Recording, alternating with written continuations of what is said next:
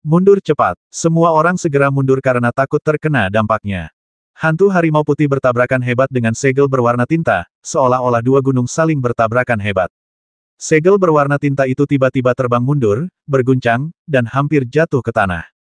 Adegan ini membuat dua orang di istana Zenshi ketakutan.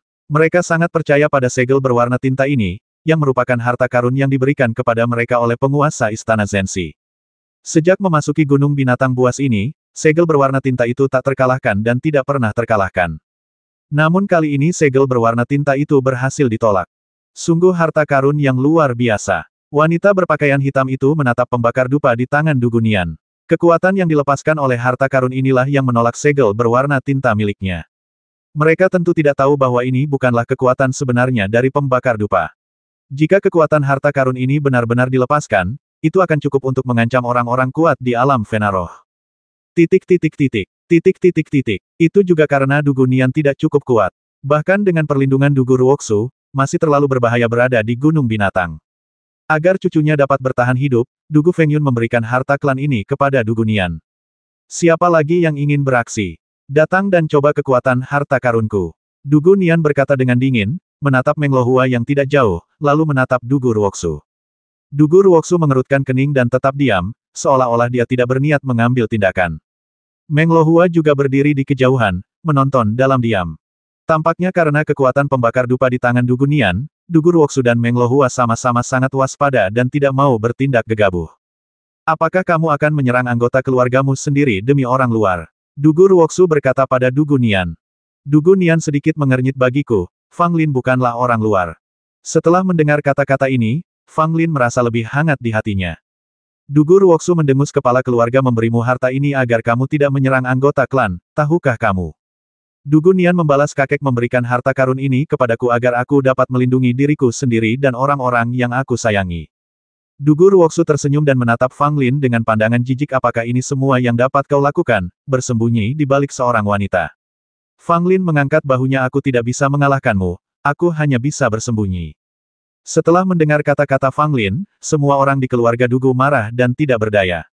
Mereka benar-benar tidak punya cara untuk menghadapi Fang Lin.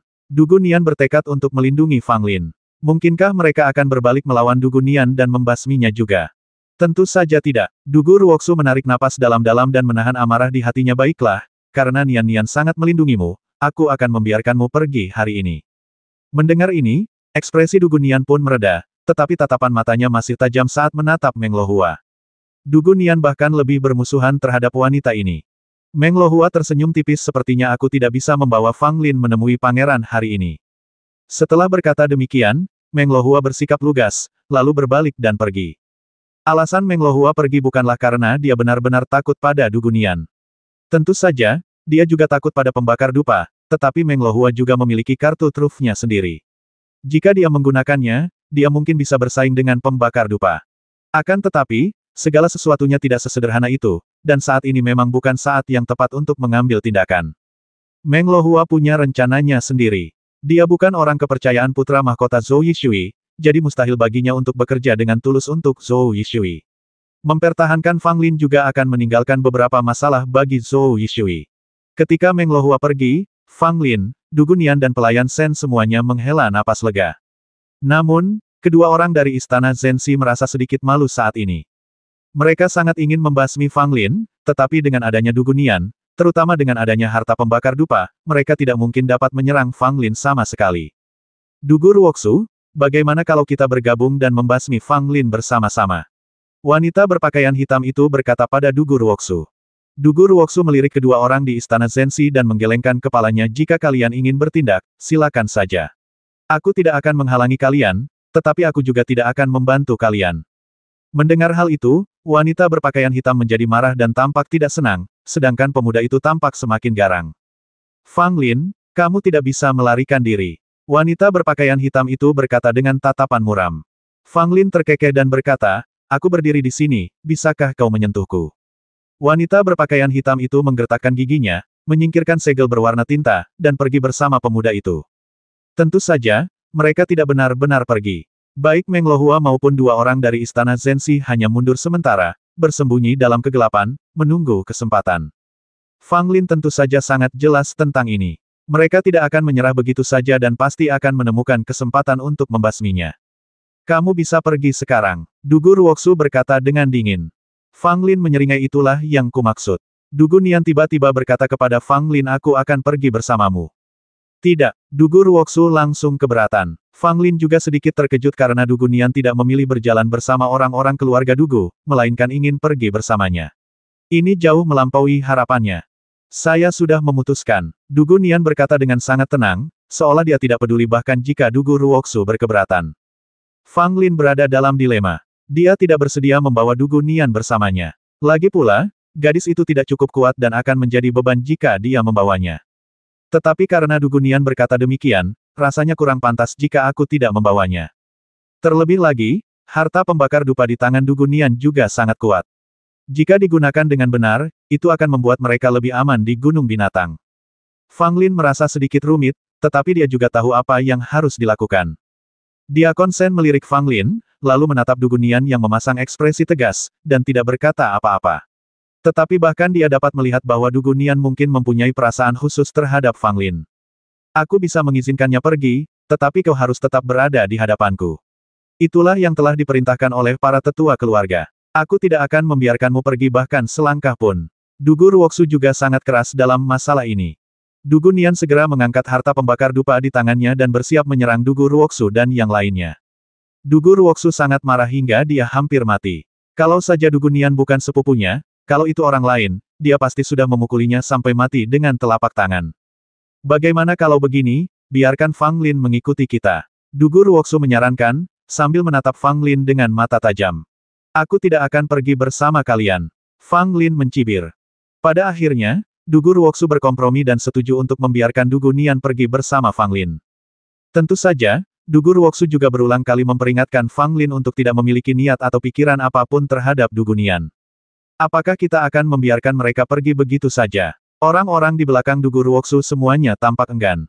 Dugu Ruoksu berkata dengan acuh tak acuh, mereka tidak bisa pergi. Dugu Ruoksu benar, Fang Lin dan yang lainnya benar-benar tidak bisa pergi. Bahkan jika Dugu Ruoksu tidak mengambil tindakan, tetap saja ada orang yang menginginkan Fang Lin mengambil tindakan. Meninggalkan lembah, Fang Lin dan Diakon Shen berada di depan, dan Dugu Nian mengikuti di belakang Fang Lin dalam diam.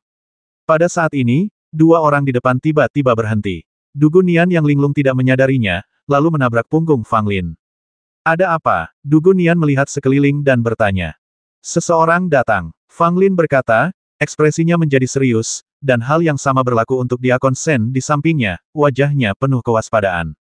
Mendengar hal itu, Dugu Nian mengeluarkan pembakar dupa bermotif harimau tanpa berkata apa-apa dan melihat sekeliling dengan gugup. Keluarlah, orang-orang dari Istana Zenshi, apakah kalian hanya tahu cara bersembunyi dalam kegelapan? Fang Lin berkata dengan suara dingin, mata rohaninya telah terbuka, mengamati segala sesuatu di sekitarnya. Ledakan. Tanpa peringatan apapun, segel besar berwarna tinta datang langsung, membawa aura agung, seolah-olah hendak menekan Fang Lin dan dua orang lainnya di tempat. Dugu Nian menggunakan pembakar dupa, dan bayangan harimau putih muncul lagi, meraung dan bertabrakan dengan segel berwarna tinta. Segel berwarna tinta itu terhalang, tetapi pada saat ini, sebuah pola aneh pada segel berwarna tinta itu menyala, dan bentuknya menyerupai telapak tangan. Saat berikutnya, sebuah tangan hitam besar terbang keluar dari segel tinta itu. Meskipun itu hanya hantu, ia begitu megah dan kuat hingga tak terbayangkan. Inilah kekuatan yang ditinggalkan oleh Master Istana Zenshi pada segel berwarna tinta. Bila diaktifkan, ia dapat melancarkan serangan yang setara dengan kekuatan penuh dari Master Istana Zenshi. Tidak bagus. Fang Lin dan Diakon Shen keduanya terkejut. Aura tangan hitam ini bahkan lebih mengerikan daripada aura segel berwarna tinta. Kenapa kamu panik? Aku di sini. Dugu Nian mendengus dan menggunakan pembakar dupa lagi. Pembakar dupa itu tiba-tiba terbang dan menuju ke tangan raksasa hitam itu. Pembakar dupa itu tampak sangat kecil, hanya sebesar kepalan tangan, sedangkan tangan hitam itu sangatlah besar, bagaikan gunung kecil. Tetapi pembakar dupa yang tampaknya kecil itu mampu menghalangi tangan hitam itu, dan kekuatan hisap yang kuat melonjak keluar dari pembakar dupa itu, mencoba menyerap tangan hitam itu. Pada saat yang sama, seorang wanita berpakaian hitam muncul, memegang pedang ramping. Sosoknya seperti hantu. Dia tiba-tiba bergegas menghampiri, mengabaikan orang lain dan memilih langsung menuju Fang Lin. Diakon Shen juga bereaksi sangat cepat. Dia berdiri di depan Fang Lin dengan pedang dan menghentikan wanita berpakaian hitam itu. Wanita berpakaian hitam itu memiliki wajah dingin dan niat membasmi di matanya, dan semua kekuatannya meledak dalam sekejap. Melihat wanita berpakaian hitam itu serius sejak awal, Diakon Shen mengerahkan seluruh kekuatannya dan bertarung dengannya. Tingkat kultivasi wanita berpakaian hitam itu lebih tinggi dari Diakon Shen, dan dia berada di tingkat ke-6 Tianyuan, sedangkan Diakon Shen baru saja menerobos ke tingkat ke-5 Tianyuan belum lama ini. Meskipun Shen Zishi cukup kuat, dia masih kesulitan menghadapi wanita berpakaian hitam itu. Fang Lin hendak membantu, tetapi pemuda berlengan satu itu tiba-tiba muncul dan melemparkan sesuatu ke arah Fang Lin. Itu adalah tali berwarna emas muda. Setelah dilempar keluar oleh pemuda berlengan satu itu, ular itu bergerak seperti ular roh dan langsung diikatkan ke Fang Lin. Apa-apaan ini? Mata Fang Lin menyipit, dan dia mencoba melepaskan diri, tetapi mendapati bahwa semakin dia meronta, tali berwarna emas muda itu menjadi semakin erat. Terlebih lagi, kekuatan aneh muncul dari tali emas muda dan menyerang tubuh Fang Lin, mencoba menekan kekuatan internal Fang Lin. Menyadari bahwa energi internalnya secara bertahap ditekan, Fang Lin berpikir dalam hati bahwa ada sesuatu yang salah. Cahaya biru melonjak di mata spiritualnya, dan tirai cahaya muncul, menutupi pria berlengan satu itu. Namun, alam pria berlengan satu juga merupakan tingkat ke-5 Tianyuan, dan pengaruh kekuatan Lingmu padanya tidak terlalu kentara. Aku akan membantumu melepaskannya. Dugu Nian segera mengambil tindakan dan mencoba melepaskan tali emas muda pada Fang Lin. Namun Dugu Nian berusaha keras beberapa kali, namun tetap tidak dapat melepaskan tali emas muda itu sama sekali, seolah-olah tali itu tumbuh di tubuh Fang Lin. Pria berlengan satu itu menyeringai, matanya penuh kebencian. Meskipun dia ditekan oleh kekuatan spiritual Fang Lin, dia masih berjalan menuju Fang Lin selangkah demi selangkah. Tatapan mata Fang Lin tampak serius. Tali emas muda ini sangat aneh. Akan sulit untuk melepaskannya dalam waktu singkat, dan itu akan terus menekan energi internalnya. Jika dia terus seperti ini, hanya masalah waktu sebelum dia ditangkap oleh pihak lain. Dugu Nian sedikit cemas. Pada saat ini, harta pembakar dupa masih bertarung melawan segel berwarna tinta dan telapak tangan hitam, tetapi kekuatannya sendiri tidak signifikan dan dia sama sekali tidak bisa menjadi lawan dari pemuda berlengan satu itu. Tidak ada jalan lain. Fang Lin menggertakkan giginya, dan cahaya dingin terus muncul dari kedalaman mata spiritualnya di dahinya. Saat berikutnya, cahaya dingin muncul, seperti belati biru, bersiul dan menuju langsung ke arah pemuda berlengan satu itu. Pemuda berlengan satu itu pada awalnya tidak peduli seberapa kuat serangan prajurit elemen tanah tingkat 9.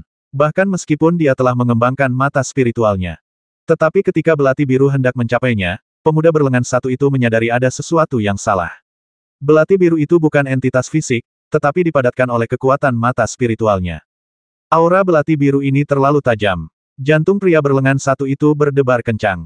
Mustahil baginya untuk menghindar saat ini. Dia hanya bisa mengerahkan segenap tenaganya untuk menangkis belati biru itu dengan panik.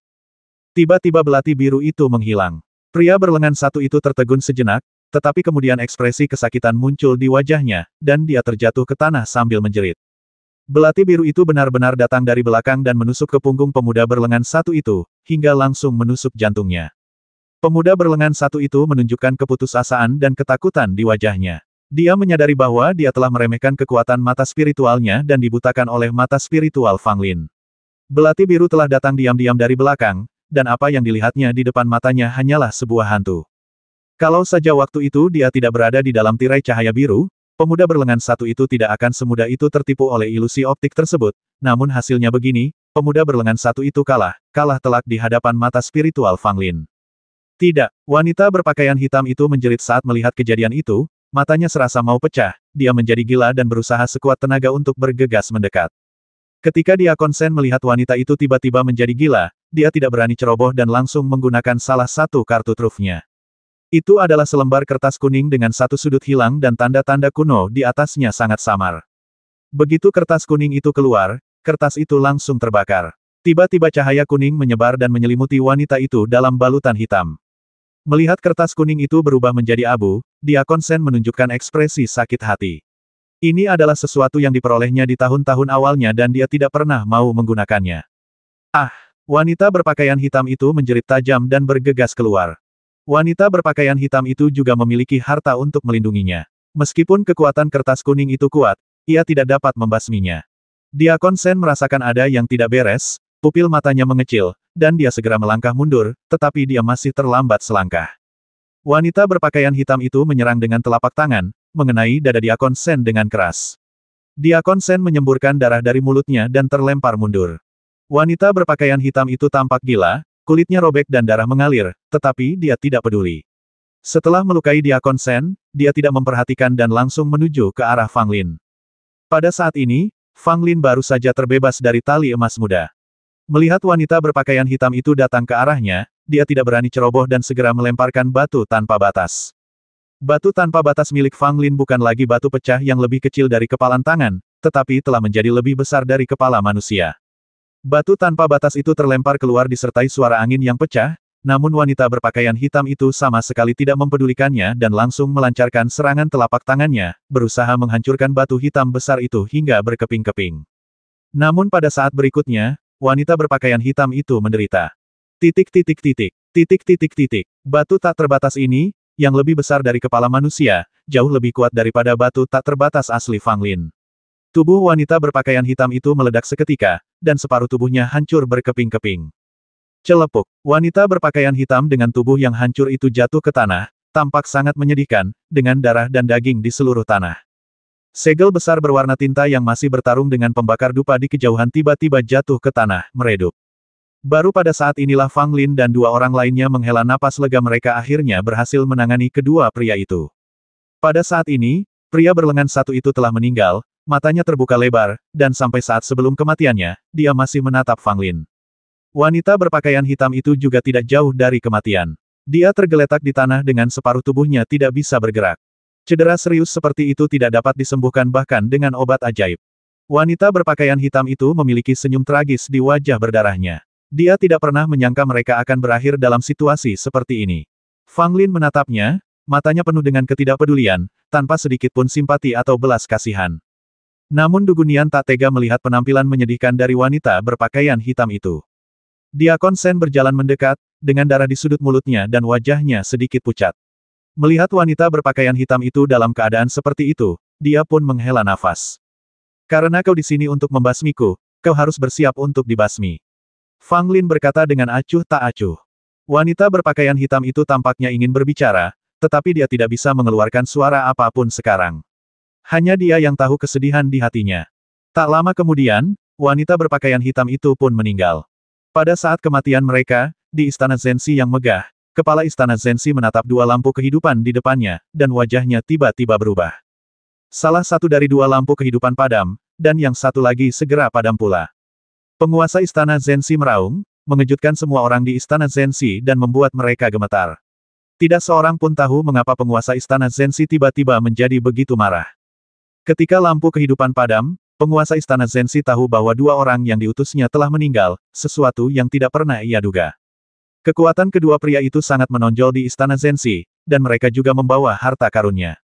Selama mereka tidak masuk jauh ke kedalaman gunung binatang dan bertemu dengan monster-monster mengerikan itu, seharusnya tidak ada bahaya.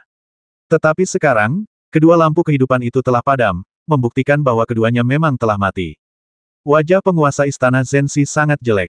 Kematian dua orang bukanlah masalah besar, tetapi hartanya hilang di gunung binatang, yang sangat merepotkan. Fang Lin, penguasa Istana Zensi terus menggumamkan nama Fang Lin, dan niat membasmi di hatinya menjadi lebih kuat. Gara-gara Fang Lin, dia kehilangan dua orang bawahan baiknya. Pada saat itu, penguasa Istana Zensi meninggalkan Istana Zensi tanpa ragu-ragu dan menuju kota Zenyao. Karena ini menyangkut harta karunnya sendiri, penguasa Istana Zensi harus pergi ke sana sendiri. Setelah pertempuran sengit, Fang Lin dan dua lainnya akhirnya selamat. Tetapi bagi mereka bertiga, pertempuran ini sangatlah sulit. Fang Lin diam-diam senang karena ia membawa Dugunian bersamanya. Jika bukan karena dia dan harta pembakar dupanya, dia dan Diakon Sen benar-benar tidak akan bisa menghadapi dua orang dari Istana Zensi itu.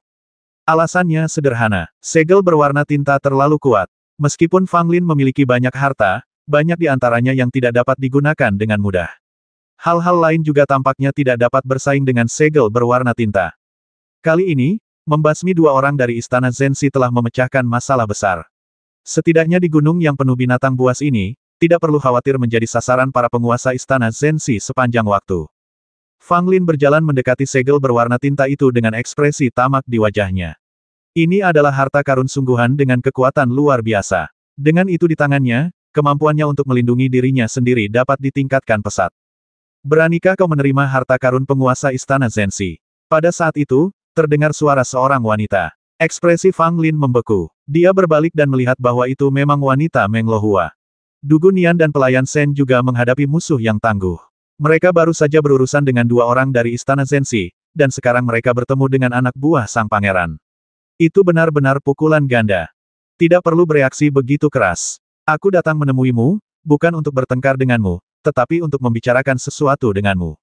Meng Lohua berkata sambil berjalan mendekat dengan terbuka, seolah dia sama sekali tidak khawatir kalau Fang Lin dan yang lainnya akan menyerangnya. Pelayan Shen dan Dugu Nian keduanya tampak sedikit takut, begitu pula Fang Lin. Wanita ini tidak pernah menunjukkan kekuatannya, jadi mereka tidak tahu seberapa kuat dia. Tetapi karena dia adalah salah satu orang kepercayaan pangeran, kekuatan Meng Lohua seharusnya tidak lebih lemah dari Su Wang, dan kemungkinan besar dia bahkan lebih kuat dari Su Wang, kalau tidak, pangeran tidak akan mengirimnya ke sini. Apa yang ingin kamu bicarakan? Kami tidak punya hal yang perlu dibicarakan denganmu. Cepat pergi, atau kami akan bersikap kasar padamu. Dugu Nian berkata dengan tidak senang. Entah mengapa dia menjadi marah begitu melihat wanita ini. Meng Lohua menatap Dugu Nian dan tersenyum tipis. Adik perempuan keluarga Dugu, meskipun masih muda, memiliki temperamen yang buruk. Aku tidak melakukan apapun kepadamu, mengapa kamu begitu membenciku? Dugu Nian mendengus. Aku hanya membencimu, lalu kenapa? Meng Lohua terkikik. Sorot matanya penuh pesona. Kakak, aku orang yang berpengalaman, aku bisa mengerti apa yang sedang kamu pikirkan. Saat dia berbicara, Meng Lohua melirik Fang Lin. Dugu Nian marah dan hendak mengatakan sesuatu, tetapi Fang Lin menutup mulutnya dengan tangannya. Apa yang ingin kamu bicarakan? Fang Lin bertanya pada Meng Lohua. Meng Lohua menahan senyumnya dan berwajah serius, hal yang jarang terjadi. Ekspresi seriusnya juga membuat hati Fang Lin bergetar. Dia selalu takut pada wanita ini. Bagaimanapun, wanita ini pernah menaruh racun di bibirnya dan ingin membasminya dengan cara yang sangat ambigu. Saya ingin berbicara denganmu tentang cara membasmi Pangeran Zhou Yishui, kata Meng Lohua. Apakah kamu bercanda? Fang Lin mencibir, sama sekali tidak mempercayai apa yang dikatakan Meng Lohua. Itu sungguh konyol. Sebagai orang kepercayaan pangeran, dia sebenarnya mengatakan ingin berdiskusi denganku tentang cara membasmi Pangeran Zhou Yishui. Hanya orang bodoh yang akan mempercayainya. Pelayan Shen dan Dugu Nian juga memiliki ekspresi tidak percaya di wajah mereka, keduanya curiga bahwa Meng Lohua mempunyai suatu motif tersembunyi. Meng Lohua tersenyum manis. Aku tidak bercanda. Pangeran sudah lama ingin menyingkirkanku. Aku bergabung denganmu untuk membasminya demi melindungi diriku sendiri. Fang Lin mengerutkan kening. Mengapa pangeran ingin menyingkirkanmu? Meng Lohua berkata karena aku tahu banyak rahasia sang pangeran. Jika aku hidup, rahasianya akan terbongkar. Saya tidak percaya apa yang kamu katakan. Fang Lin menggelengkan kepalanya. Meng Lohua terkekeh. Wajar saja kalau kamu tidak percaya padaku. Aku datang ke sini kali ini hanya untuk memberitahumu beberapa hal. Mengenai apakah kamu bersedia bergabung denganku, terserah padamu untuk memutuskan. Fang Lin, wanita ini bicara omong kosong, jangan percaya padanya. Dugu Nian berkata sambil mengerutkan kening. Diakon Shen tidak mengatakan apa-apa. Dia juga bertanya-tanya apa niat Meng Lohua. Adik perempuan dari keluarga Dugu, setelah pertempuran di Gunung Binatang Buas selesai, kamu akan menikah dengan pangeran. Apakah kamu tidak ingin menyingkirkannya sekarang? Meng Lohua bertanya sambil tersenyum. Dugu Nian terdiam sesaat. Dia tidak ingin menghadapi pengaturan keluarga yang akan datang dan ingin menyingkirkan Zhou Yishui, tetapi dia hanya merasa bahwa Meng Lohua tidak dapat dipercaya.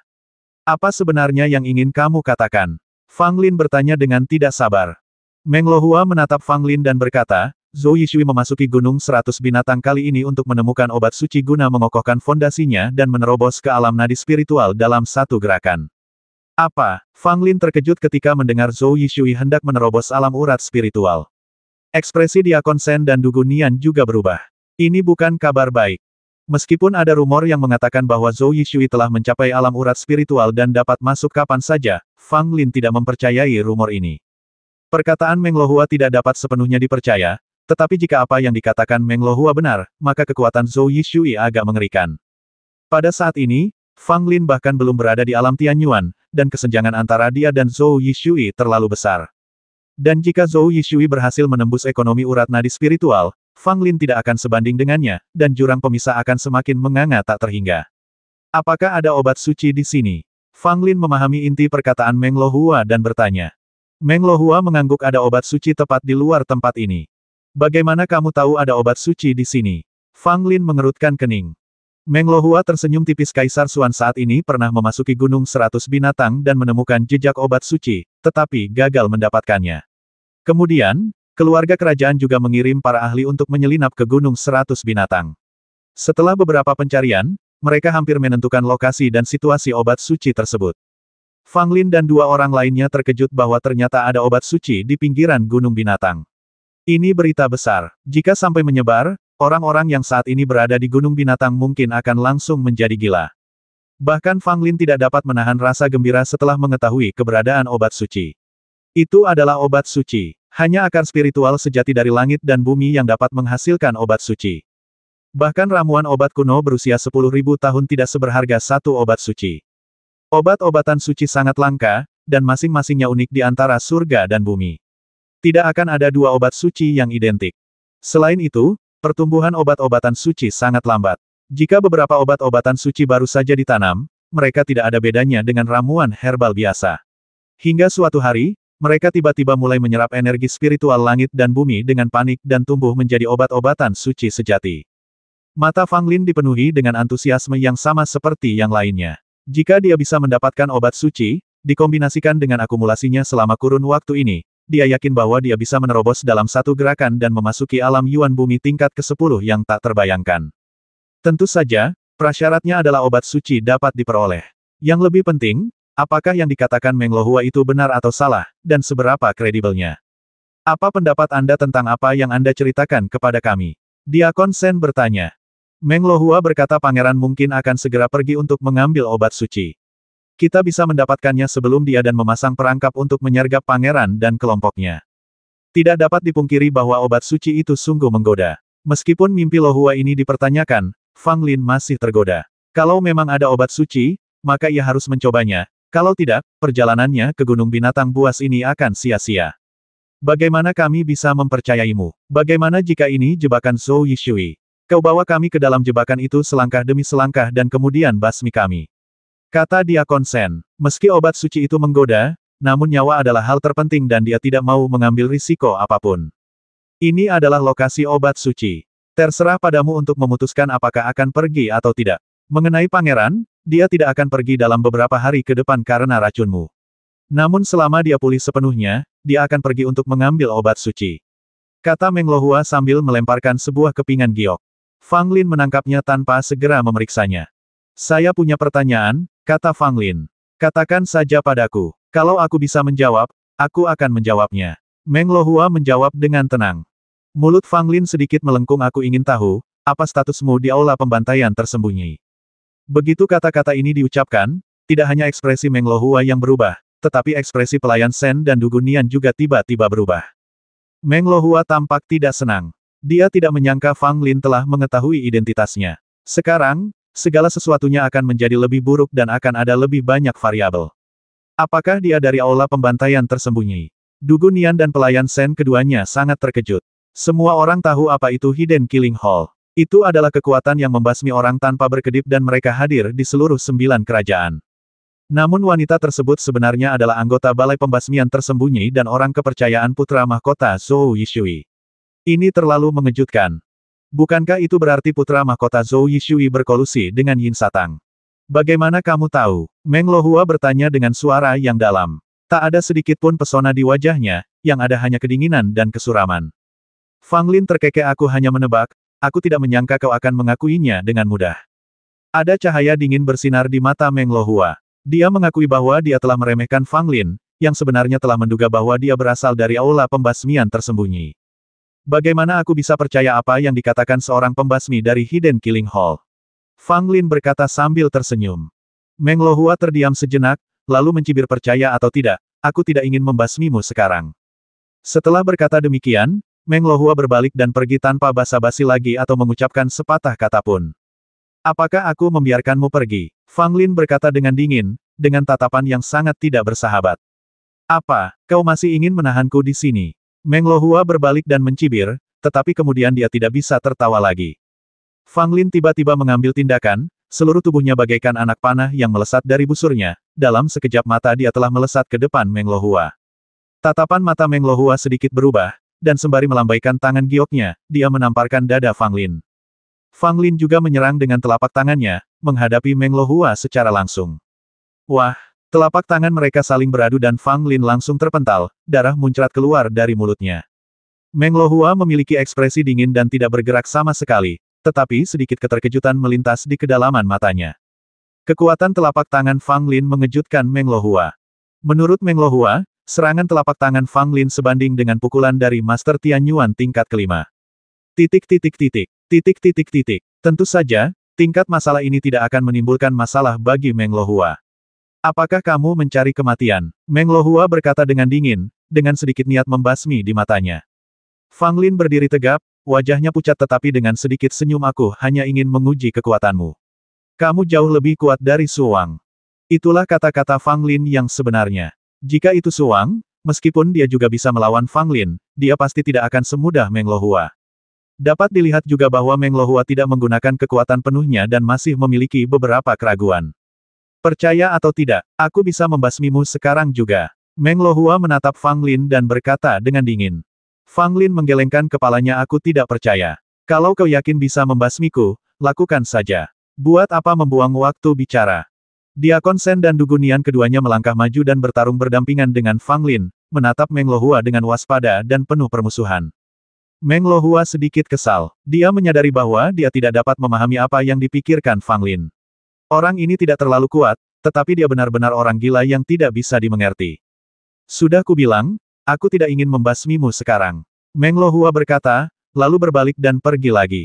Kali ini, Fang Lin tidak menyerang lagi. Dia telah menguji sebagian kekuatan Meng Lohua. Wanita ini sangat kuat, setidaknya memiliki kultivasi Tianyuan tingkat ke-6 atau ke-7. Ketika Meng Lohua benar-benar menghilang dari pandangan ketiga orang itu, dan bahkan mata spiritual tidak dapat menemukan jejaknya, Diakon Shen berkata dengan sedikit celaan, mengapa kamu menyerang wanita ini dengan gegabah? Ini terlalu berbahaya. Fang Lin menepuk bahu Diakon Shen dan berkata, Pak Tua Shen, kamu tidak mengerti ini. Tindakanku tadi tidak sia-sia. Diakon Shen mengerutkan kening. Apa gunanya? Tidak lebih dari sekadar mengetahui bahwa wanita ini sangat kuat. Bahkan jika kita bertiga bekerja sama, kita mungkin tidak dapat menangkapnya. Tentu saja bukan hanya untuk menguji kekuatannya. Fang Lin berkata dengan senyum misterius di wajahnya. Apa yang kamu lakukan? Dugu Nian menjadi penasaran dan bertanya berulang kali. Fang Lin meliriknya dan berkata, kamu terlalu bodoh. Aku tidak bisa menjelaskannya kepadamu dengan jelas. Dugu Nian marah dan melotot tajam ke arah Fang Lin. Pada saat itu, mereka bertiga tidak tinggal lama. Mereka mengambil semua barang milik kedua orang itu dari istana Zenshi dan pergi. Kemana kita akan pergi selanjutnya? Tanya Diakon Shen. Fang Lin berkata tanpa ragu, mari kita cari tempat untuk beristirahat malam ini, lalu besok kita pergi mencari obat suci. Mendengar ini, pelayan Shen dan Dugu Nian keduanya terkejut, tetapi tidak banyak bicara. Kekuatan obat suci itu terlalu besar. Meskipun ini kemungkinan besar merupakan jebakan, mereka tidak punya cara untuk menolaknya dan harus mencobanya. Jika aku benar-benar mendapatkan obat suci, maka tidak masalah jika aku tidak mendapatkan apapun di hari-hari berikutnya. Tetapi apakah obat suci benar-benar mudah diperoleh? 1 jam kemudian, ketiganya menemukan suatu tempat yang sunyi dengan medan yang kompleks, penuh dengan racun dan banyak serangga beracun. Fang Lin memberi mereka masing-masing pil penawar racun, lalu melepaskan api pil jiwa kehidupan, dan serangga beracun di sepanjang jalan semuanya mundur. Jauh di dalam hutan lebat, kelompok itu beristirahat semalam tanpa ada yang mengganggu. Malam itu juga, Guk-Guk Golden Retriever itu terbangun, dan Fang Lin sangat gembira. Dengan kemampuan ajaib si kecil, peluang mereka untuk merebut obat suci akan jauh lebih besar. Pada hari kedua, mereka bertiga pergi mencari obat suci. Menurut slip giok yang diberikan Meng Lohua, obat suci itu tidak terlalu jauh dari mereka dan dapat dicapai dalam 1 atau 2 hari. Namun, tampaknya ada beberapa monster kuat yang bersembunyi di sana, membuatnya sangat berbahaya. Ketika Fang Lin dan 2 orang lainnya menemukan tempat ini, mereka menemukan bahwa tidak ada monster kuat sama sekali di sini, dan bahkan monster pada tingkat transformasi ketiga pun langka. Tempat ini sangat istimewa di seluruh Gunung Binatang, karena merupakan medan perang kuno. Gunung Binatang merupakan tempat terjadinya pertempuran sengit bertahun-tahun yang lalu. Pada saat itu, penguasa bela diri Hao Yi menembak jatuh 9 matahari dan mati. Dunia dilanda kekacauan, dan ras ibel bangkit, ingin memusnahkan umat manusia dan menduduki seluruh daratan. Umat manusia bangkit melakukan perlawanan, dan pertempuran pecah di mana-mana. Gunung Binatang buas ini adalah salah satu medan perang. Setelah itu, Umat manusia memperoleh kemenangan tragis, menggunakan banyak formasi untuk menekan kelompok monster yang tersisa di sini selama beberapa generasi. Dapat dikatakan bahwa monster-monster di Gunung Binatang saat ini semuanya merupakan keturunan dari kelompok monster yang tertindas di zaman kuno. Di dalam Gunung Binatang, terdapat banyak medan pertempuran kuno, tempat mayat para pejuang manusia yang gugur dalam pertempuran kuno dan banyak monster yang terbasmi dikuburkan. Setiap medan perang kuno adalah tanah harta karun tempat Anda dapat menemukan banyak harta karun. Jika Anda beruntung, Anda bahkan dapat menemukan beberapa harta karun yang utuh. Tentu saja, setelah bertahun-tahun, pada dasarnya semua yang dapat dilihat telah diambil oleh manusia dan monster. Misalnya, naga penelan gunung, sebelum berubah menjadi naga, menemukan batu tanpa batas dan cermin kuno yang pecah dari medan perang kuno, sehingga dianggap membawa keberuntungan. Namun, bagi para monster di Gunung Binatang, medan pertempuran kuno ini merupakan tempat yang sangat mereka takuti, karena di sana seringkali terdapat aura pembasmi dan kebencian yang menyelimuti sepanjang tahun. Bahkan setelah bertahun-tahun, raungan prajurit manusia masih sering terdengar dari medan perang kuno ini. Dalam peta yang diberikan oleh Meng Lohua, obat suci berada di salah satu medan perang kuno. Sebelum Fang Lin dan rekan-rekannya menemukan tempat ini, orang lain telah menemukannya, dan jumlahnya lebih dari 1 atau 2 orang. Seorang pemuda kekar berambut merah berdiri di luar medan perang kuno, menatap bumi hangus di depannya, wajahnya penuh kesungguhan. Di belakang laki-laki ini, ada 4 atau 5 pemuda yang mengikuti, yang jelas-jelas berasal dari kelompok yang sama dengan pemuda berambut merah tadi. Tidak jauh dari orang-orang ini, ada sekelompok orang lain. Pemimpinnya sebenarnya adalah seorang wanita dengan wajah dan alis yang cantik. Dia tampak berusia sekitar 24 atau 25 tahun. Dia memiliki rambut panjang yang terurai di bahunya dan mengenakan gaun panjang berwarna merah muda terang. Dia tampak sangat berwibawa. Beberapa orang di belakang wanita itu juga wanita, masing-masing dari mereka memiliki penampilan menarik dan sangat sedap dipandang. Wanita bermartabat ini memegang payung kertas sederhana di tangannya. Payung itu tampak polos, tetapi ada hiasan bunga plum pada payungnya.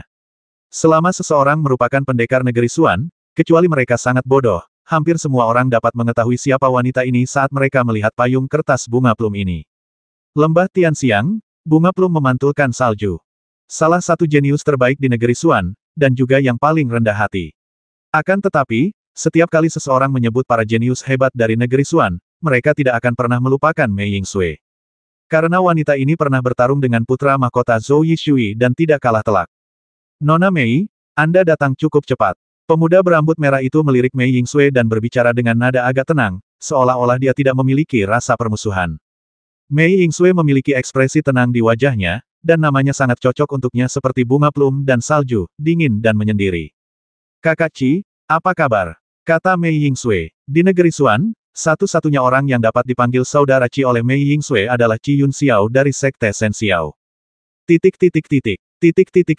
Tepat di luar medan perang kuno ini, 2 orang jenius kerajaan Xuan muncul, salah satunya adalah Qi Yun Xiao dan yang lainnya Mei Yingsui, keduanya merupakan tokoh yang sangat berpengaruh.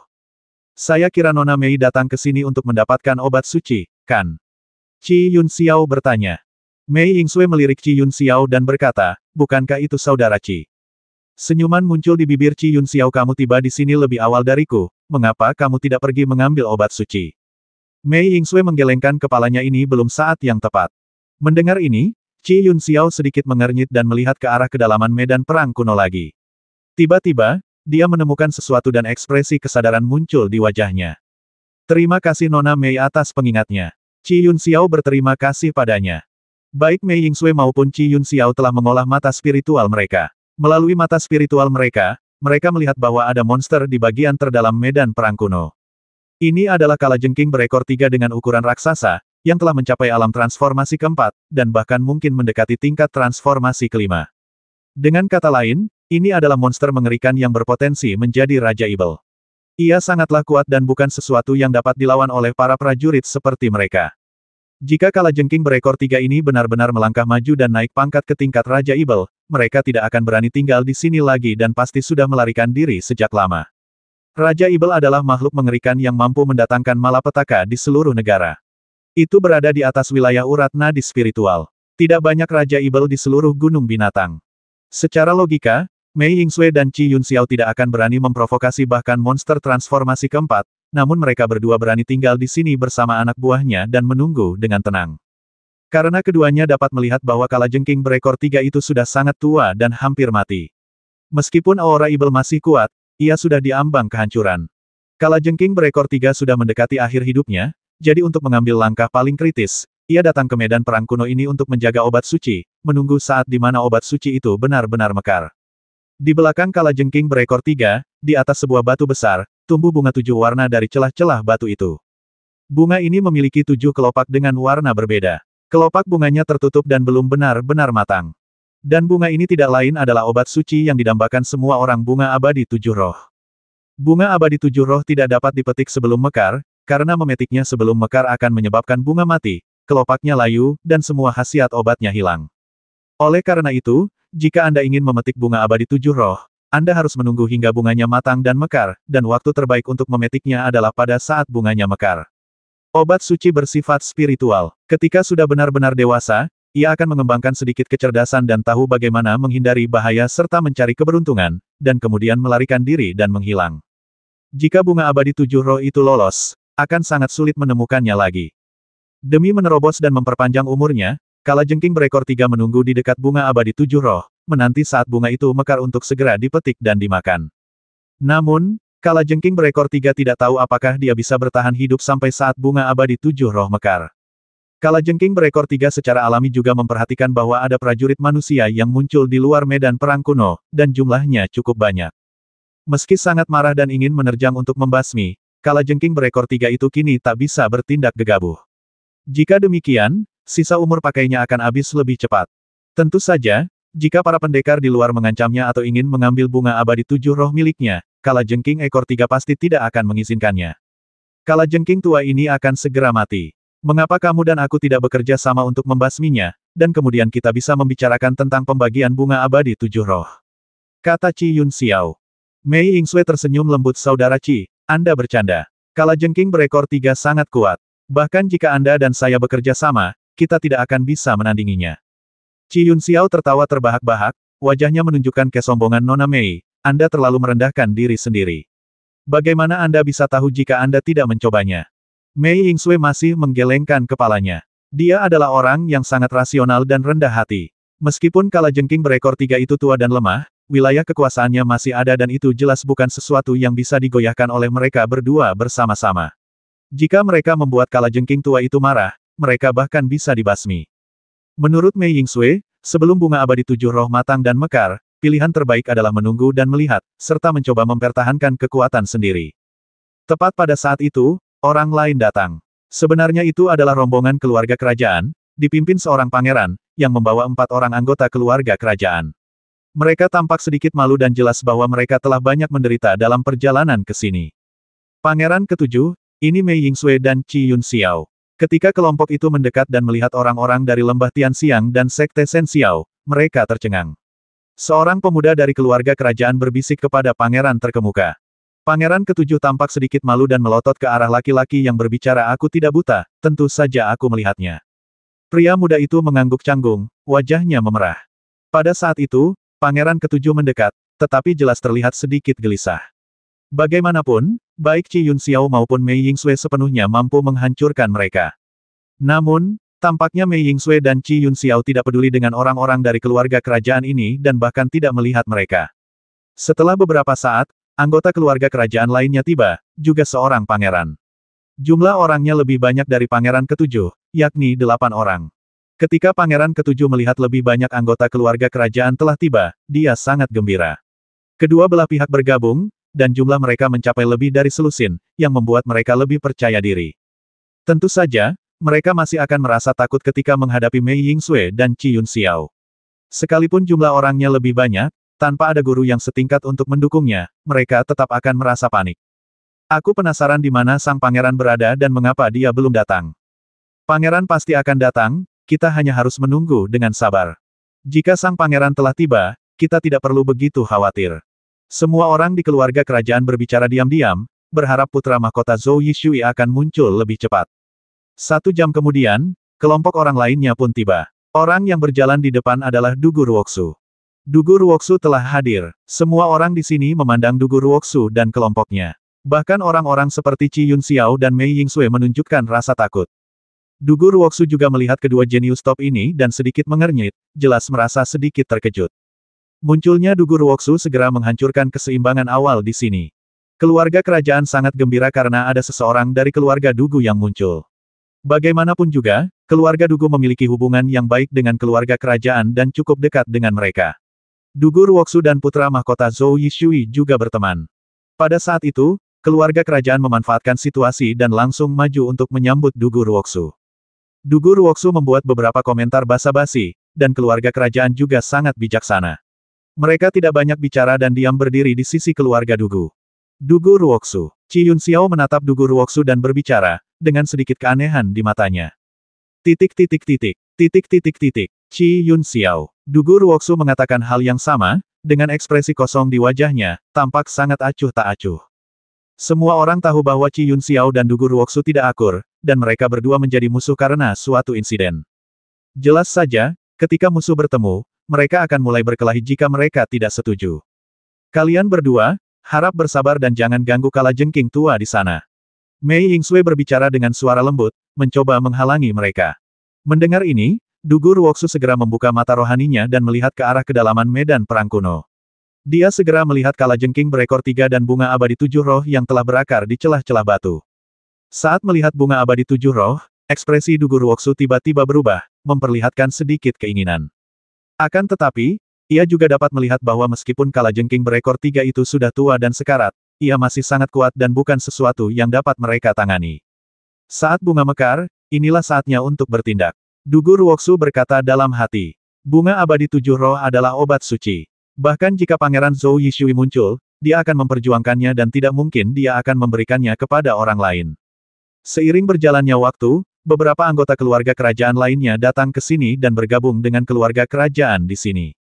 Tentu saja, ada juga prajurit dari pasukan lain yang datang ke sini dalam kelompok 3 atau 2 orang. Ada yang tertarik dengan aroma obat suci, ada pula yang telah mempelajari tentang obat suci. Untuk sesaat, di luar medan perang kuno, ada kerumunan orang, setidaknya ratusan orang berkumpul, yang semuanya memiliki pemikiran tentang bunga abadi 7 roh di medan perang kuno. Di antara orang-orang ini, bahkan mereka yang lebih lemah, meskipun mereka tahu bahwa hampir mustahil untuk mendapatkan bunga abadi 7 roh dengan kekuatan mereka, mereka masih berpegang pada secercah harapan. Bagaimana jika saya cukup beruntung untuk mendapatkannya? Sekalipun kau tidak bisa mendapatkan bunga abadi 7 roh, pasti ada kesempatan lain di medan perang kuno ini. Jika Anda mencarinya dengan cermat, Anda mungkin bisa mendapatkan sesuatu yang baru. Namun, masih ada sebagian orang yang tahu bahwa mereka tidak cukup kuat dan mungkin tidak memperoleh apapun dengan tetap tinggal di sini, bahkan mungkin kehilangan nyawa. Oleh karena itu, mereka hanya menonton dari luar medan perang kuno ini untuk sementara waktu dan kemudian mundur ke kejauhan. Meskipun mereka tidak pergi, tampaknya mereka telah menyerah untuk memperjuangkan bunga abadi 7 roh. Setelah waktu yang lama, orang kuat lainnya tiba, dan itu adalah sekelompok orang dari Sekte 5 Elemen. Namun, yang mengejutkan adalah bahwa bocah yang tak terkalahkan dari Sekte 5 Elemen tampaknya tidak termasuk di antara orang-orang ini. Ada cukup banyak orang di Sekte 5 Elemen, lebih dari selusin dari mereka, yang menjadikan mereka salah satu kekuatan paling banyak jumlahnya yang ada. Misalnya, di Lembah Tianxiang dan Sekte Shen Xiao, hanya ada beberapa orang yang tersisa. Ketika Sekte 5 Elemen datang ke sini, mereka melihat Dugu Ruoksu, Qi Yunxiao, dan Mei Yingsui. Pada saat ini, semua orang di Sekte 5 Elemen diam-diam mengutuk Wang Erdan dalam hati mereka. Mereka tidak tahu kemana orang ini pergi. Jika orang ini masih ada, mereka tidak perlu terlalu takut pada Mei Yingsui dan yang lainnya. Akan tetapi saat ini, tanpa si bocah tak terkalahkan, Sekte 5 Elemen mereka tidak mempunyai orang kuat yang setara dengan Mei Yingsui dan Qi Yunxiao, dan berada pada posisi yang kurang menguntungkan. Di mana orang itu? Kenapa dia tidak ikut denganmu? Mei Yingsui bertanya pada anggota Sekte 5 Elemen dengan sedikit rasa ingin tahu di wajahnya. Pria parubaya dari Sekte 5 Elemen memiliki ekspresi tidak menyenangkan di wajahnya, dia akan segera datang. Mendengar ini, orang-orang dari semua pihak memiliki ekspresi berbeda. Ada yang curiga, ada yang meremehkan, dan ada yang takut. Mei Yingsui mengangguk dan tidak bertanya lagi. Tidak jelas apakah dia mempercayainya atau tidak. Mulut Dugu Ruoksu sedikit melengkung, dan dia tidak percaya apa yang dikatakan pria parubaya itu. Qi Yunxiao mengerutkan kening, tidak tahu apa yang sedang dipikirkannya. Orang-orang dari Sekte 5 Elemen juga sangat bijaksana. Mereka tidak memiliki cukup banyak orang untuk mendukung situasi tersebut, jadi mereka tidak datang terlalu dekat ke garis depan karena mereka tidak ingin menjadi sasaran kritik publik. Seiring berjalannya waktu, aroma bunga abadi 7 roh menjadi semakin kuat, dan tampaknya bunga itu akan mekar kapan saja. Binatang berekor 3 itu makin memperlihatkan tanda-tanda usia tua. Masa hidupnya sudah sangat pendek, dan ia hanya bertahan pada saat ini, menunggu bunga abadi 7 roh mekar.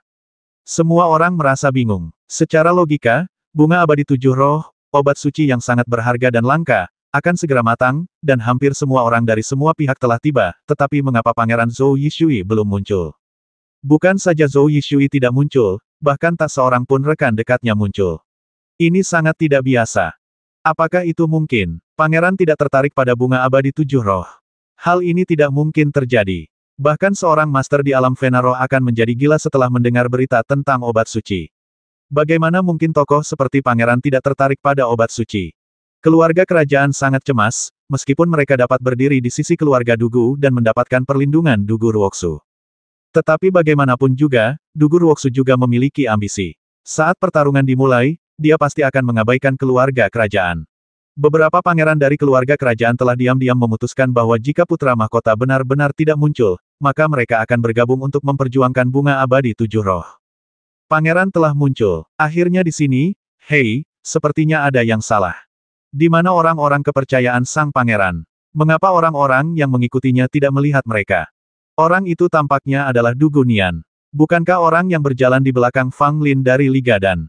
Saat seruan itu terdengar, semua pangeran melihat ke satu arah. Pangeran Zhou Yishui tiba, mengenakan pakaian indah, dengan wajah tampan dan ekspresi tenang dan percaya diri, seolah-olah situasi dunia berada di bawah kendalinya.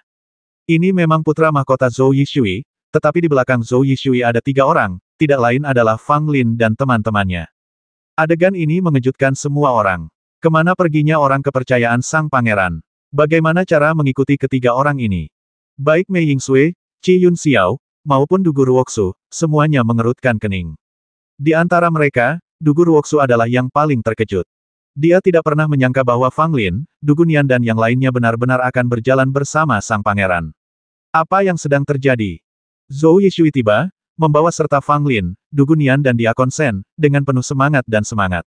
Setiap orang yang melihat Zhou Yishui menunjukkan rasa kagum dan rendah hati terhadapnya, kecuali beberapa orang seperti Mei Yingsui, yang tidak menunjukkan ekspresi seperti itu. Salam untuk putra mahkota. Keluarga kerajaan segera maju ke depan, dan beberapa pangeran memimpin dalam memberi hormat kepada Zhou Yishui dengan tangan terkepal, sikap mereka sangat rendah hati. Meskipun dari segi hubungan, para pangeran ini dan Zhou Yishui adalah saudara, tetapi dari segi status dan kedudukan, bahkan semua pangeran yang digabungkan jauh lebih rendah daripada Zhou Yishui. Zhou Yishui mengangguk sedikit bagaimana situasinya.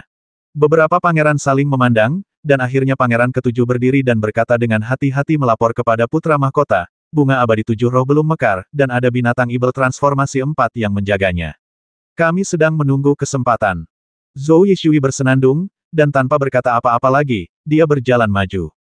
Fang Lin dan 2 orang lainnya tentu saja mengikuti dari dekat, ekspresi mereka tampak tenang, bahkan tidak memperhatikan orang-orang di sekitar mereka. Pangeran, pada saat ini, Dugu Ruoksu berjalan mendekat.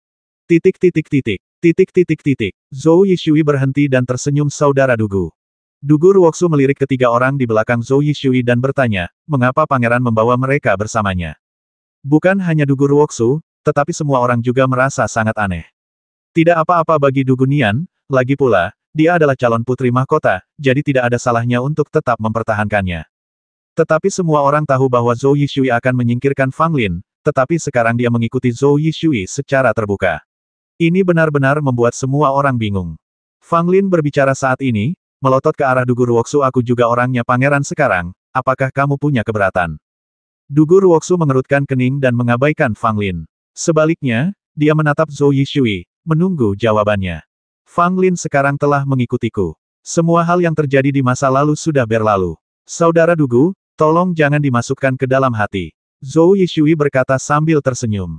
Ketika Dugu Ruoksu mendengar ini, kecurigaan di matanya tidak memudar. Ini terlalu aneh. Sebelumnya, Fang Lin tampak bertekad untuk melawan pangeran sampai mati, jadi bagaimana mungkin dia menyerah kepada pangeran hanya dalam beberapa hari. Fang Lin terkekeh dan menatap Dugu Ruoksu dengan pandangan puas, seolah ingin memprovokasinya. Dugu Ruoksu sangat marah hingga ia ingin menangkap Fang Lin dan memukulinya, tetapi sekarang Fang Lin telah menjadi orang kepercayaan sang pangeran, ia tidak dapat menyerang Fang Lin lagi. Namun, setelah diamati lebih dekat, ekspresi Dugu Nian dan Decken Sen tampak agak aneh, tetapi dia tidak dapat mengatakan dengan pasti apa yang aneh. Zhou Yishui membawa Fang Lin dan beberapa orang lainnya dan berjalan mendekat. Tidak jauh dari situ ada Mei Yingsui dan Qi Yun Xiao. Yang Mulia Putra Mahkota berdiri dengan tangan di belakang punggungnya, menatap ke kedalaman medan perang kuno dengan ekspresi serius di wajahnya, seolah-olah dia sedang memikirkan sesuatu. Dia tidak memandang Mei Yingsui dan Qi Yun Xiao, seolah-olah dia tidak menganggap serius kedua jenius top ini. Fang Lin, di sisi lain, diam-diam mengamati kedua pria itu, merasa diam-diam waspada terhadap mereka.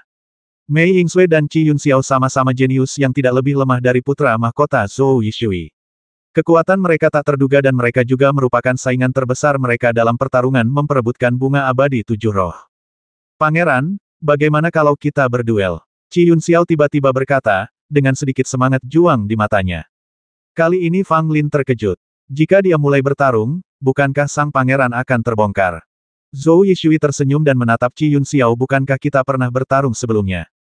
Qi Yun Xiao mengerutkan kening itu setahun yang lalu. Sekarang aku benar-benar berbeda dari diriku setahun yang lalu. Qi Yun Xiao tidak berbicara omong kosong. Dia sangat kuat setahun yang lalu dan hampir tidak pernah kalah melawan jenius manapun dari seluruh negeri Xuan. Satu-satunya kekalahan dialami oleh Zhou Yishui dan si bocah tak terkalahkan, namun mereka hanya kalah tipis melalui beberapa gerakan, dan pada dasarnya keduanya berimbang. Sekarang, Qi Yun Xiao telah kembali dari latihan kerasnya dengan kekuatan yang jauh lebih besar. Dibandingkan dengan dirinya setahun lalu, ada perbedaan yang sangat besar. Tetapi Qi Yun Xiao masih ingin bertarung dengan Pangeran Zhou Yishui. Lagi pula, dia pernah kalah dari Zhou Yishui sebelumnya, jadi dia tentu saja tidak mau menerima kekalahan dan ingin menang kembali. Zhou Yishui menggelengkan kepalanya sedikit, dengan sedikit ekspresi di wajahnya, kamu telah menjadi lebih kuat, dan begitu pula aku. Setelah kata-kata ini keluar, wajah Qi Yun Xiao menjadi sedikit muram. Dia dapat memahami arti kata-kata ini, kau kalah dariku setahun yang lalu, dan kini kau masih bukan tandinganku. Inilah kepercayaan diri. Adapun kepercayaan diri Zhou Yishui, dia tak terkalahkan. Di seluruh kerajaan Xuan, tak seorang pun yang dapat menjadi lawannya. Semua orang memandang Zhou Yishui dengan kagum. Hanya orang seperti dia yang bisa menganggap serius Qi Yun Xiao. Jika orang lain, mereka tidak akan memiliki kepercayaan diri untuk mengatakan hal-hal seperti itu saat menghadapi Qi Yun Xiao. Namun, ketika Zhou Yishui berbicara, Fang Lin dan dua orang lainnya hampir mati ketakutan. Mereka begitu ketakutan, seolah-olah mereka berjalan di atas tali yang tegang.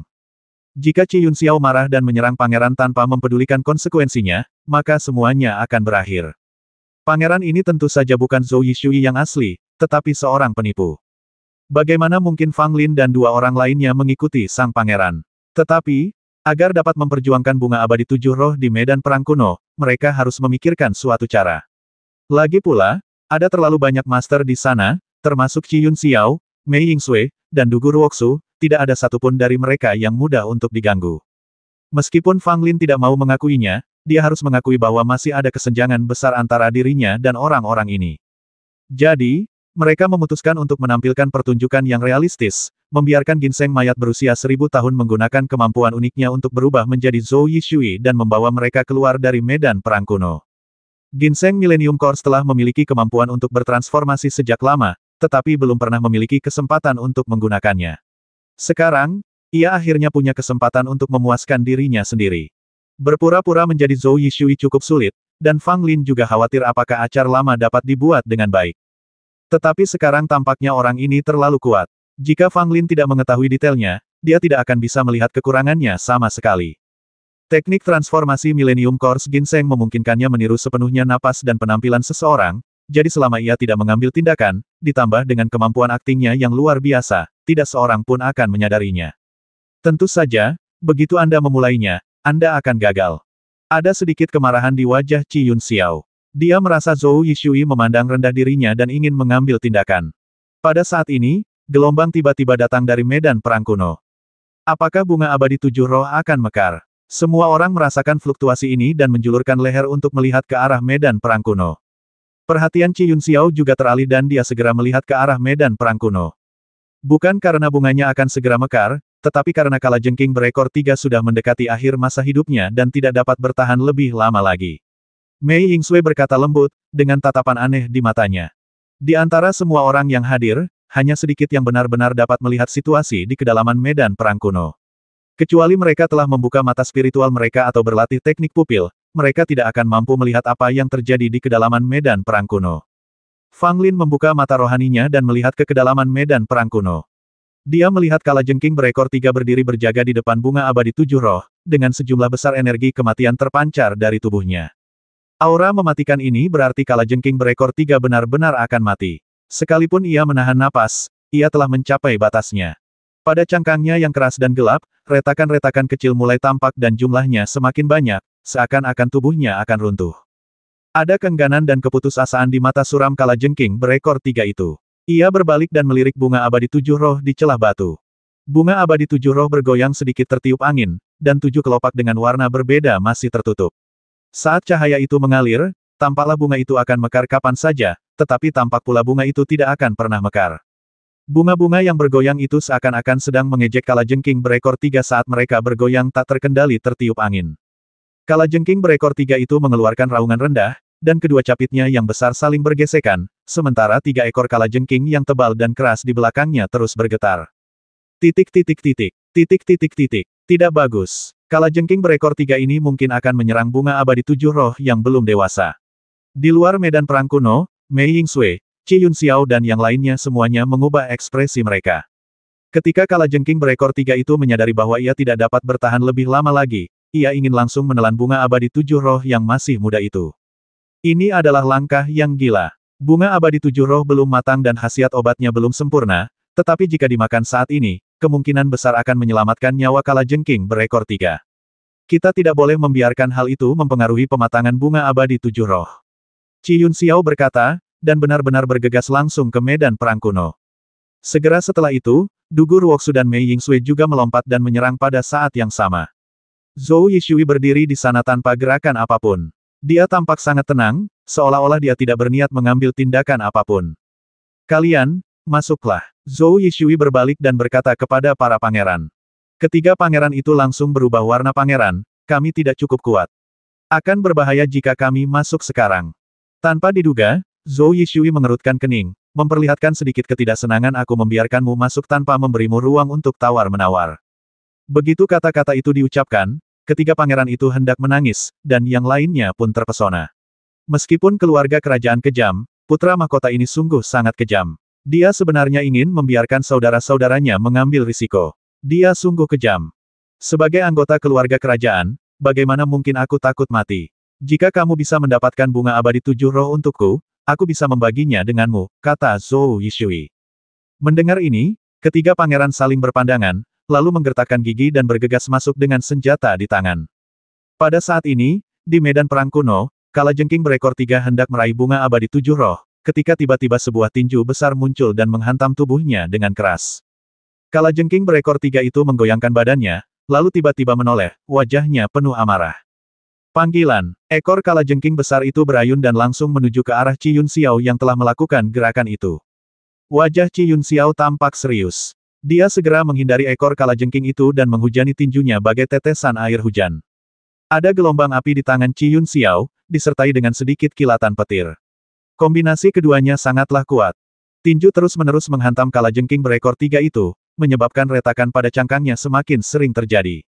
Cangkang kalajengking berekor 3 sangat keras, sebanding dengan berlian berusia 1000 tahun. Jika dalam kondisi prima, serangan orang kuat urat nadi spiritual pun akan kesulitan melukai kalajengking berekor 3. Tetapi saat ini, umur kalajengking berekor 3 telah habis dan berada dalam kondisi sekarat, tubuhnya hampir runtuh. Oleh karena itu, meskipun Qi Yunxiao bukan seorang ahli urat spiritual, dia masih bisa melukai kalajengking berekor 3. Kalajengking berekor 3 itu memuntahkan awan asap beracun, sehingga memaksa Qi Yunxiao untuk segera mundur karena takut terkontaminasi oleh asap beracun itu. Pada saat ini, Mei Yingsui juga tiba. Payung kertas bunga plum di tangannya terbang keluar. Saat berputar, cahaya mengalir dan jatuh, menyedot semua asap beracun ke dalam payung. Tidak hanya itu, payung kertas bunga plum itu juga memancarkan cahaya merah terang, bagaikan pedang tajam, menebas kalajengking berekor 3. Patah. Kali ini kalajengking berekor 3 terkena pukulan yang keras, meninggalkan retakan pada punggungnya, dengan cairan hijau mengalir keluar dari retakan tersebut. Kalajengking berekor 3 itu meraung liar, tampak sangat kesakitan, tetapi juga menjadi lebih gila. Ia tidak ingin mati, tetapi sekarang ada prajurit manusia yang mencoba menghentikannya, dan itu benar-benar tidak bisa dimaafkan. Kalajengking berekor 3 mengulurkan 2 capit besarnya, memaksa Qi Yunxiao dan Mei Yingsue mundur. Pada saat yang sama, cairan hitam berbau keluar dari mulutnya, membawa semburan udara terbakar, dan langsung menuju Mei Yingsue dan Qi Yunxiao. Inilah racun mematikan yang telah tersembunyi dalam tubuh kalajengking berekor 3 selama bertahun-tahun. Racunnya sangat kuat, jauh lebih kuat daripada racun naga pemakan gunung. Keduanya berubah warna dan segera mundur, jelas mengetahui bahwa racun kalajengking itu sangat kuat. Meskipun payung kertas bunga plum milik Mei Yingsue dapat menyerap asap beracun, dia tidak berani menyerap racun kalajengking karena takut merusak harta karun yang berharga ini. Mengentalkan, cahaya pedang berwarna putih perak datang, membawa hawa dingin yang menusuk tulang, dan bertabrakan dengan racun kalajengking. Tiba-tiba, racun kalajengking yang awalnya panas dan ganas itu membeku dan berubah menjadi es keras yang jatuh ke tanah. Meski begitu, racun kalajengking beku itu menyebabkan tanah terkikis dengan cepat dan menimbulkan suara mendesis. Dugu Ruoksu tiba dan melihat kedua pria itu dipaksa mundur oleh racun kalajengking. Tanpa banyak keraguan, dia mengambil tindakan dan membekukan racun kalajengking itu dengan tenaga pedang, sehingga krisis bagi kedua lelaki itu pun teratasi. Mei Yingsue mengangguk pada Dugu Ruoksu, sementara Qi Yunxiao mendengus, tampak tidak nyaman karena diselamatkan oleh lawannya. Namun kini, menghadapi kalajengking berekor 3 yang sudah diambang kematian dan sudah terjerumus dalam kegilaan, namun masih saja perkasa, mereka bertiga harus bekerja sama. 1 atau 2 orang saja tidak akan sebanding dengan kalajengking berekor 3. Hati-hati, ekor kalajengking berekor 3 belum menunjukkan kekuatan aslinya, kata Mei Yingsue. Keduanya mengangguk. 3 ekor kalajengking besar dari kalajengking berekor 3 merupakan senjata terkuatnya, tak seorang pun berani meremehkannya. Pada saat itulah Mei Yingsue memimpin. Saat gaunnya berkibar, bunga plum yang cantik bermekaran di sekujur tubuhnya. Begitu indahnya, jika ada orang lain yang hadir, mereka pasti akan terkesima. Qi Yunxiao dan Dugu Ruoksu sangat kagum. Kekuatan Mei Yingsue benar-benar tak terduga. Jurus ini, Proud Red Plume in the Snow, bahkan lebih kuat dari sebelumnya. Jika dihitung dengan cermat, total ada 999 bunga plum di sekitar Mei Yingsue. Postur setiap bunga berbeda, tetapi ada satu hal yang berbeda napas setiap bunga plum yang sangat menakjubkan. Setahun yang lalu, Mei Yingsue melakukan pertandingan tanding dengan putra mahkota Zhou Yishui. Dengan bantuan jurus bangga dengan plum merah salju inilah dia mampu melawan Zhou Yishui secara seimbang dan bahkan dipuji oleh Kaisar Kerajaan Xuan sendiri. Di antara banyak jenius di Kerajaan Xuanku, Mei Yingsue adalah wanita terbaik. Inilah yang dikatakan Kaisar Xuan, memberikan Mei Yingsue penilaian yang sangat tinggi. Namun sekarang, kekuatan Mei Yingsue telah meningkat pesat dibandingkan tahun lalu. Kekuatan jurus ini begitu mencengangkan, sehingga Dugu Ruoksu dan Qi Yunxiao yang berada di samping diam-diam merasa kagum. 999 bunga plum berkibar dan jatuh seperti kepingan salju, dan Mei Yingsue, yang berdiri di antara bunga-bunga plum, tampak lebih cantik dari sebelumnya. Kalajengking berekor 3 di bawah sedang menghadapi musuh yang tangguh, dengan aura ibal memenuhi tubuhnya, dan ia mencoba menghalangi bunga plum yang berjadewa. Kepulan-kepulan, bunga plum jatuh menimpa roh jahat, dan bagaikan es dan salju yang bertemu api, bunga itu hancur dengan tenang. Namun, saat setiap bunga plum mekar, kekuatan internal yang kuat akan menyebar keluar, menyebabkan roh jahat yang dilepaskan oleh kalajengking berekor 3 dengan cepat menghilang. Kalajengking berekor 3 itu sungguh marah dan geram. Jika penuh energi dan darah, bagaimana bisa dipaksa sampai sejauh ini? Itu akan membasmi mereka semua dengan satu ekor. Bunga plum berguguran, dan roh jahat kalajengking berekor 3 akhirnya dapat dilawan, tetapi pada saat yang sama, sebagian besar dari 999 bunga plum juga telah menghilang. Mata Mei Yingsue berbinar, dan dengan lambaian tangan gioknya, payung kertas bunga plum terbang keluar dan melayang di atas kalajengking berekor 3. Berhenti. Mei Yingsue berteriak pelan, dan cahaya lembut dan murni jatuh dari payung kertas, menutupi tubuh kalajengking berekor 3. Tubuh besar kalajengking berekor 3 itu tiba-tiba bergetar, seakan-akan terkekang dan tidak bisa bergerak. Sungguh harta karun yang luar biasa. Dugu Ruoksu dan Qi Yunxiao berseru kagum. Mereka pun tidak tinggal diam, dan memanfaatkan kesempatan ketika Mei Yingsue menekan kalajengking berekor 3 untuk segera mengambil tindakan. Qi Yunxiao meraung liar dan melayangkan pukulan. Petir menyambar tinjunya, samar-samar mengembun menjadi tanda petir dengan aura yang dahsyat dan agung. Dugu Ruoksu memegang pedang panjang di tangannya, ekspresinya tampak serius dan sungguh-sungguh. Dia menarik napas dalam-dalam dan mengayunkan pedang ke kalajengking berekor 3. Pedang ini sungguh luar biasa. Energi pedang yang nyaris tak terlihat langsung menyerbu ke tubuh kalajengking berekor 3, menyebabkan kalajengking berekor 3 itu meraung menyedihkan. Seketika itu juga memancarlah berkas cahaya hitam dari celah-celah cangkang kalajengking berekor 3 itu, menyebabkan tubuh kalajengking berekor 3 itu rusak semakin parah. Pada saat yang sama, tinju Qi Yunxiao juga jatuh dan menghantam tubuh kalajengking berekor 3 dengan keras. Dengan pukulan itu, kalajengking berekor 3 itu seperti dihantam gunung. Sejumlah besar darah hijau memercik keluar, dan seluruh tubuhnya jatuh ke tanah. Namun pada saat ini, serangan balik mematikan dari kalajengking berekor 3 itu tiba-tiba meletus. Ketiga ekor kalajengking itu, disertai dengan cahaya hitam dingin, melesat langsung ke arah ketiga orang itu.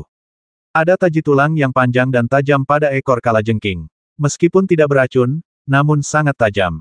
Tidak bagus. Mereka bertiga langsung mundur. Ekor kalajengking itu menyerang, dan ketiga lelaki itu segera mengerahkan segala kemampuannya untuk berusaha menghalangi serangan balik kalajengking berekor 3 yang sekarat itu. Namun hal itu tidak banyak berpengaruh, karena ternyata kalajengking berekor 3 itu terlalu kuat, dan serangan baliknya yang mematikan juga dimaksudkan untuk mati bersama ketiga orang itu. Ketiganya terluka oleh ekor kalajengking itu, muntah darah dan terlempar mundur, penampilannya pun sangat jelek.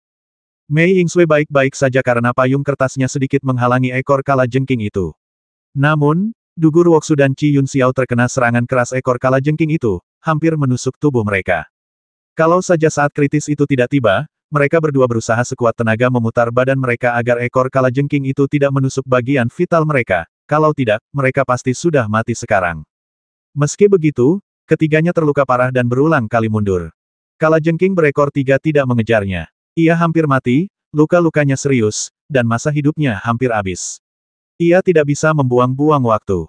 Kalajengking berekor 3 terlihat menyeret tubuhnya yang terluka parah semakin dekat ke bunga abadi 7 roh, dengan hasrat di matanya. Pada saat ini, para pangeran yang dipaksa masuk bersembunyi dalam kegelapan dan tidak berani mendekat sama sekali. Apa yang harus kita lakukan? Haruskah kita mengambil tindakan? Ketiga pangeran itu saling memandang. Tidakkah kau lihat bahwa Qi Yunxiao dan 3 orang lainnya hampir kehilangan nyawa mereka? Jika kita keluar, kita tidak akan bisa memuaskan kalajengking berekor 3 ini. Pangeran ketujuh berkata dengan tidak senang. Apakah kita hanya akan menyaksikan kalajengking tua itu memakan bunga abadi 7 roh? Pangeran lainnya berkata dengan enggan. Pangeran ketujuh menggertakkan giginya, dengan keraguan di matanya. Tiba-tiba, seekor-ekor kalajengking besar melesat mendekat. Ketiga pangeran itu ketakutan. Mereka tidak menyangka bahwa kalajengking berekor 3 telah menemukan mereka. Engah, ketiganya ingin melarikan diri, tetapi sudah terlambat. Ekor kalajengking itu bagaikan perisai tebal dan panjang, menembus tubuh ketiga orang itu, mengikat mereka menjadi satu bagaikan permen Houghton. Mata ketiga pangeran itu terbelalak, darah mengucur dari mulut mereka, dan mereka berjuang lemah dengan tangan dan kaki mereka, tetapi sia-sia. Ekor kalajengking itu melingkar ke belakang dan menyeret ketiga orang itu kembali. Mereka ditelan langsung ke dalam mulut kalajengking berekor 3, dikunyah dan ditelan hingga mengeluarkan suara berderak. Mei Yingxue, Qi Yunxiao dan Dugu Ruoksu semua menyaksikan adegan ini, dan mereka semua merasa gelisah. Mereka sendiri terluka oleh kalajengking berekor 3 dan tidak punya tenaga lagi untuk menyelamatkan ketiga orang itu. Setelah kalajengking berekor 3 memakan para pangeran ini, ia terus ingin memakan bunga abadi 7 roh. Mei Yingxue dan 2 orang lainnya beraksi lagi, menggunakan kartu truf mereka untuk menghentikan kalajengking berekor 3. Namun di saat berikutnya, mereka bertiga memuntahkan darah dan terpental mundur, luka-luka mereka semakin parah. Sekalipun mereka menggunakan kartu truf mereka, itu hanya membawa kalajengking berekor 3 lebih dekat ke kematian, tetapi mereka tidak dapat membasminya. Tepat ketika kalajengking berekor 3 hendak menyentuh bunga abadi 7 roh, tiba-tiba kalajengking berekor 3 bergetar, kemudian seluruh tubuhnya membeku. Tak bergerak, kepala ganas itu hanya berjarak beberapa kaki dari bunga abadi 7 roh, namun beberapa kaki ini menjadi celah antara hidup dan mati. Kalajengking berekor 3 tidak dapat bertahan sama sekali, dan mati tepat ketika bunga abadi 7 roh hendak berhasil. Mei Yingxue dan 2 orang lainnya menghela napas lega. Mereka telah berjuang keras untuk menghentikan kalajengking berekor 3 sekian lama dengan risiko terluka parah, dan ternyata usaha mereka tidak sia-sia. Di luar medan perang kuno, Fang Lin menyaksikan semua ini dan merasa lega. Dia tidak dapat menahan keinginannya untuk segera menyerbu medan perang kuno itu sekarang. Untunglah kalajengking berekor 3 itu mati. Kalau tidak obat suci ini pasti sudah dirusak oleh kalajengking tua ini. Tetapi tidak seorang pun menduga sesuatu yang aneh akan terjadi. Di medan perang kuno itu, terdengar suara gemuruh yang melengking dan menakutkan. Baik Mei Yingsue dan dua orang lainnya yang berada di medan perang kuno, maupun orang-orang yang berdiri di luar medan perang kuno, mereka semua merasa ngeri. Saya melihat hembusan angin dingin bertiup dan berkumpul di satu tempat, dan dari bumi yang hangus, terdengar semburan gas mayat menyebar. Oh tidak, ini adalah perubahan yang hanya akan terjadi di medan perang kuno. Seseorang berseru. Gelombang gas mayat menyebar keluar dari bawah bumi yang hangus dan terus-menerus bertemu dengan angin dingin yang bertiup dari tanah datar, secara bertahap mengembun menjadi serangkaian sosok aneh yang wajahnya tidak dapat dilihat dengan jelas. Beberapa dari figur-figur ini kehilangan lengan dan kaki, dan beberapa hanya memiliki setengah tubuh, tetapi tanpa kecuali, mereka semua adalah manusia. Itu hantu. Hantu para prajurit yang gugur dalam perang kuno. Seseorang berteriak, tampak sangat ketakutan. Banyak orang mundur satu demi satu. Adegan ini tampak sangat aneh. Di medan perang kuno itu, ada begitu banyak sosok aneh, semuanya terbentuk dari ki mayat dan angin dingin. Saya mendengar bahwa perubahan aneh akan terjadi di medan perang kuno di sini pada waktu-waktu tertentu. Saya rasa memang begitu, kata seorang pria parubaya dengan suara gemetar. Konon katanya hantu-hantu ini akan membasmi semua orang dan monster yang mereka lihat. Mereka sangat menakutkan. Kupikir itu hanya legenda yang tak masuk akal, tapi ternyata itu benar. Ini benar-benar masalah besar. Aku benar-benar mengalami nasib buruk. Titik. Beberapa orang membicarakannya satu demi satu, dan jelas bahwa banyak orang tahu tentang rumor tentang perubahan di medan perang kuno. Saya juga mendengar bahwa medan perang kuno di sini sangat aneh, tetapi saya tidak tahu detailnya.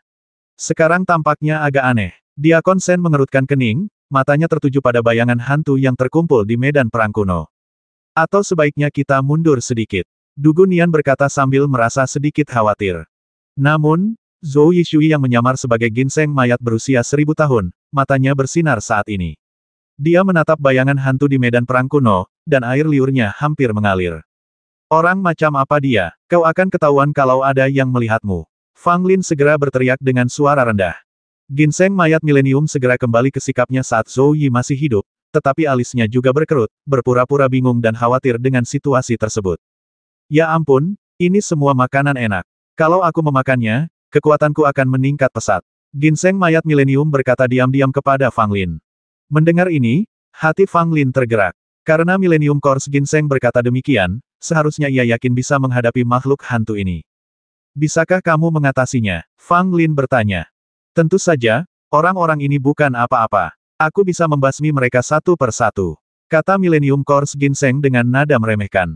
Fang Lin mengangguk, tetapi tetap meminta Millennium Course Ginseng untuk memainkan peran Zhou Yishui dengan baik dan tidak bertindak gegabah untuk saat ini. Dia harus menunggu dan melihat bagaimana situasi berkembang. Pada saat yang sama, di medan perang kuno, bayangan hantu yang terbentuk oleh energi yin dan energi mayat akhirnya bergerak. Orang pertama yang terkena adalah Mei Yingsue dan dua orang lainnya yang berada di medan perang kuno. Bayangan hantu itu tampaknya sangat sensitif terhadap daging dan darah dan langsung menerkam mereka. Wajah ketiga pria itu berubah drastis. Mereka tidak berani terlibat dan segera melarikan diri dari medan perang kuno. Mei Yingsue membuka payung kertas, dan cahaya mengalir di payung itu, melindungi Mei Yingsue sendirian saat dia terbang keluar dari tengah kerumunan orang. Cahaya dari payung kertas itu begitu kuat sehingga semua hantu yang disentuhnya hancur, tetapi mereka segera kembali normal. Seluruh tubuh Qi Yun Xiao dipenuhi oleh petir dan api, yang memiliki efek menahan pada hantu-hantu itu, tetapi Qi Yun Xiao tidak berani tinggal sama sekali. Dugu Ruoksu mengeluarkan jimat giok, yang bersinar dengan cahaya, melindunginya saat ia bergerak maju. Namun, mereka bertiga meremehkan hantu-hantu tersebut. Meskipun mereka terbentuk dari kondensasi ki mayat, mereka masih mempertahankan jejak kekuatan mereka sebelumnya. Meski hanya ada jejak, itu sangat mengejutkan. Lagi pula, mereka semua adalah pejuang kuno yang tewas di sini, dan tak satu pun dari mereka yang lemah. Sekalipun ketiganya memiliki sarana untuk melindungi diri, mereka tetap diserang satu demi satu. Mereka hanya berhasil melarikan diri dengan mempertaruhkan nyawa mereka. Pada saat ini, semua hantu di medan perang kuno bergerak dan hendak bergegas menuju orang-orang di luar medan perang kuno.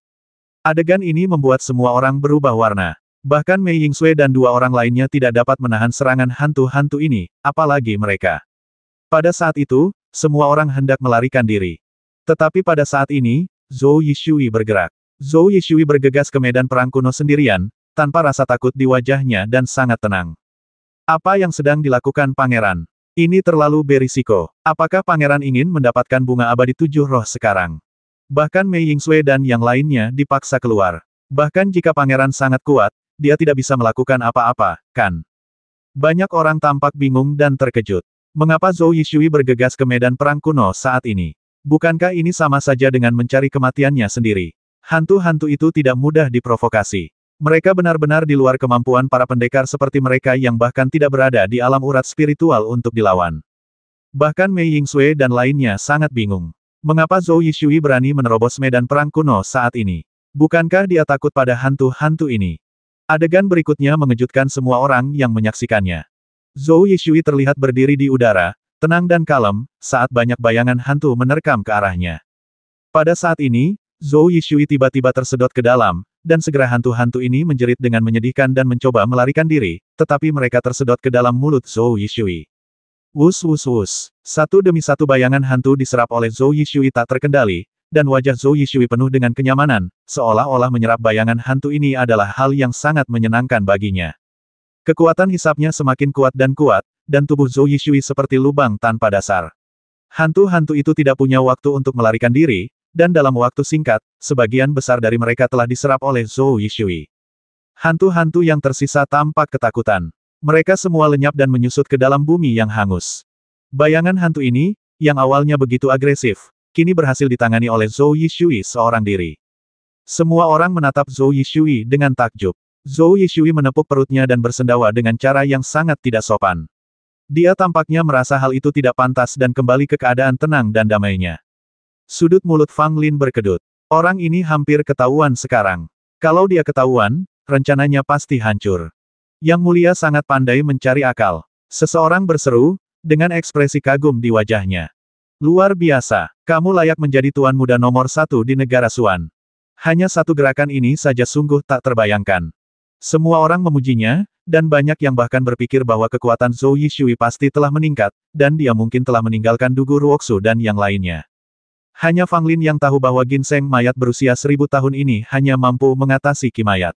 Kalau memang ingin berkelahi dengan seseorang, pasti sudah dihajar habis-habisan sejak lama. Namun, ia cukup pandai memainkan trik, dan orang-orang ini sangat takut dengan kemampuan aktingnya yang luar biasa sehingga mereka tidak dapat menemukan kekurangan apapun. Bahkan Mei Yingsui dan yang lainnya pun mengubah ekspresi ketika mereka melihat Zhou Yishui. Mereka tidak menyangka bahwa hanya setelah setahun tidak melihatnya, Zhou Yishui telah menjadi begitu kuat sehingga mereka tidak dapat melihatnya sama sekali. Tepat saat semua orang tengah asyik menikmati pertunjukan dahsyat Zhou Yishui, tiba-tiba terdengar suara keras dari kejauhan, dan samar-samar terlihat dua sosok sedang bertarung. 620.